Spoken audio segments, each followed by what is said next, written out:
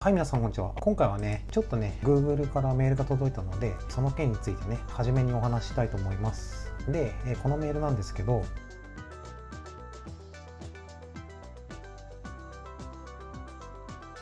要はね、ポリシーが変更されたので、その旨のお知らせだったみたいですが、ポリシーに違反すると、場合によってはね、アカウントが停止されたりする場合があるらしいんですよね。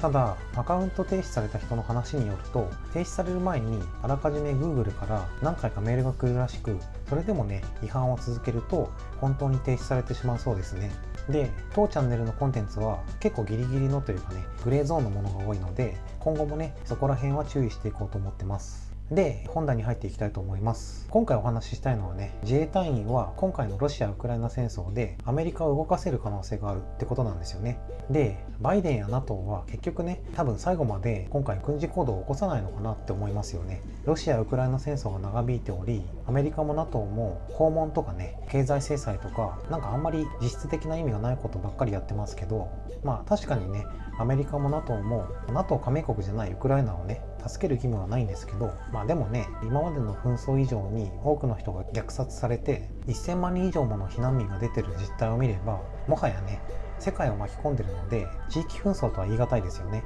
でしかもね、ちょっとこれは嘘かもしれないんですけど、最近はね、ロシアが化学兵器を使ったそうですね。でこれはね、もはや看過できませんよね。で、義務とかなんとか言ってますけど、結局ね、ロシア相手にビビってるわけですよね、バイデンも NATO も。なので、もしね、日本が同じように侵攻されたら、日米安保条約があるとはいえ、本当に助けてくれるのか、日本の皆さんは不安じゃないでしょうか。多分、私の憶測ですけど、今回の戦争も相手がロシアだからアメリカは介入しないんだと思いますよ。義務とか利害関係とか、なんかかっこいいことばっかり言ってますけど、もし介入して核撃たれるのが本当は怖いだけですよね。だとしたら、日米安保があっても日本がロシアから攻め込まれたら、多分今回と同じようにアメリカはなかなか介入しないと思いますよ。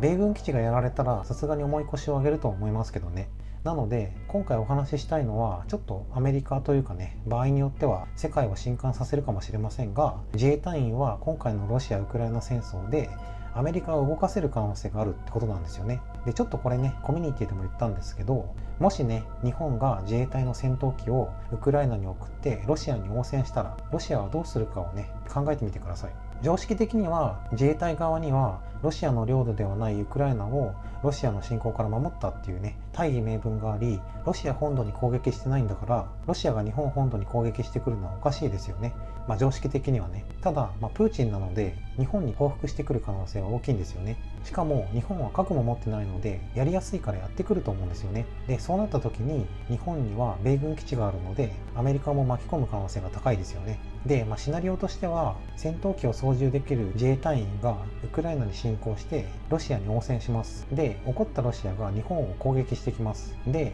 米軍基地が巻き込まれます。で、米軍基地がやられた報復と日米安保もあるので、アメリカが軍事的にロシアに反撃せざるを得ない状況になります。で、これはね、本当に日米安保を守ってくれるのかっていうね、いわゆる日米安保の信憑性の確認にもなりますよね。で、アメリカがロシアに反撃、報復します。で、米ロ戦争が始まりますっていうね、シナリオがあります。つまり、数人のうまくすれば1人の自衛隊員でもね、戦闘機を操縦できさえすれば、うまくすればアメリカを動かせる可能性があるんですよね。戦闘機が操縦できる自衛隊員数人が手を組んで、ロシアと間違えられないように意図的にでっかい日の丸をつけた、明らかに日本だってわかる戦闘機でウクライナに行って、ウクライナにいるロシア兵やロシアの戦車をミサイルや機銃で攻撃しまくれば、日本だっていうアピール攻撃になるじゃないですか。そうなればロシアは日本だって認識して、日本が応戦してきたことになってミッションコンプリートなんですよね。なので今自衛隊員の方で見てる方いらしたらね、アメリカを動かせるヒーローになれるチャンスですよ。以上になります。この動画が少しでもためになった、面白かったと思った方は、いいねやチャンネル登録をお願いします。